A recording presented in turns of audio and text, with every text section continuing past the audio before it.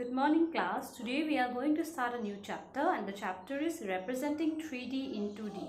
So basically in this chapter we will study about three-dimensional objects but represented in two-dimensional. Okay. So whenever we study about a three-dimensional object, we keep in observation three things.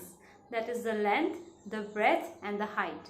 Generally in 2D we only study about the length and the breadth because 2D means, suppose we have a copy here, so 2D means representing anything on a plain paper, okay, on a plain surface, that is our 2D. But 3D is something we can hold in our hands, okay. In a plain paper we have the length and we have the breadth, but in 3D we will also have the height. So this is the length, the breadth and the height. This will be the addition here. So whenever we study a 3D object, we will keep certain things in observation. Suppose this is our object, then we are first to understand what are the angles, okay, or how does the object looks like from different angle. So we have something known as a top view. So if I look this from the top, then what does it look like? This will look like this if you look from the top. So this is my top view, this is my side view, this is also my side view, okay, this is the bottom view. So like that we have different views. So if you're in class 8, then in the chapter representing 3D in 2D, you will get different photographs. I'll show you one example. Suppose I have one book for reference and this book is by Indianica Learning, okay, math site. So this is class 8's book. The picture must be mirroring here anyways. So suppose we have a house here. If you can see, we have a house here, then we have different angles from which we can look at the house. So the first one, this is our front view. So if this house we look it from the front, then the front view will be this. I hope you can see this. Then this is our side view, okay, and this is our top view, the roof. If we see it from the top, it will be like this. In the same way, we have another diagram. Wait, let me pick out. Suppose this glass, okay, we have a glass and this is our front view. If you look at the glass from the front, this looks like this. From side also it will look the same because glass is, the top is kind of, it's similar to a cylindrical shape, little bit conical. In short, glass is a shape which is called frustum. If you're in class 8, you will not understand this. Just think that it is like a cylinder, okay, not exactly. But in class 10, you will get a structure which looks like this, which is known as frustum of a cone, okay.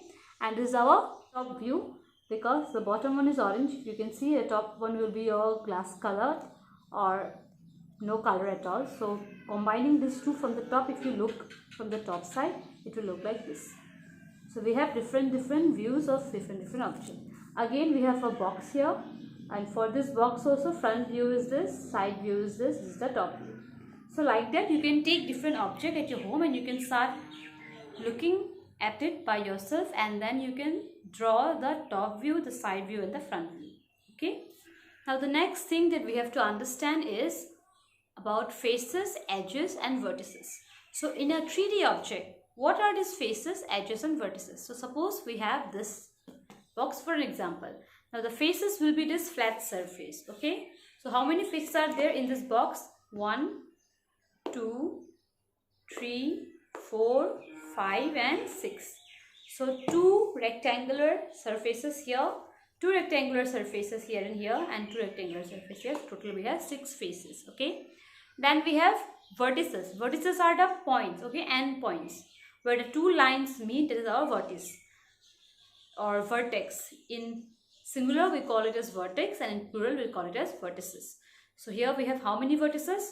1, 2, 3, 4, in the same way 5, 6, 7, 8. So we have total of 8 vertices in a rectangular box, okay, and rectangular box is also known as cuboid. So this is our cuboid. And then we have edge. Now edge is the line, okay, the boundary line is our edge. And how many edges are there? So in this particular surface we have 1, 2, 3, 4, and the same way bottom will have 1, 2, 3 and then 4, and this heights 1, 2, 3, 4. So we have 4, 4, 8, 9, 10, 11 and 12 edges. So total in a cuboid or in a rectangular box we have 6 faces, then we have 8 vertices and we have 12 edges. So I hope you understood. In the same way you will find out the faces, vertices and edges of different figures.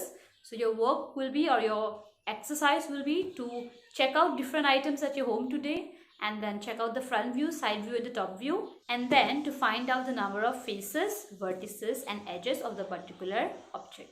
At least find 3 objects at your home for which you can find out all these things. Okay, so this is kind of an exercise for you all. In the next video, let us study more about this chapter. Okay then, take care, bye-bye. I hope you understood, and don't forget to like, share and subscribe this video to help out your friends also to understand.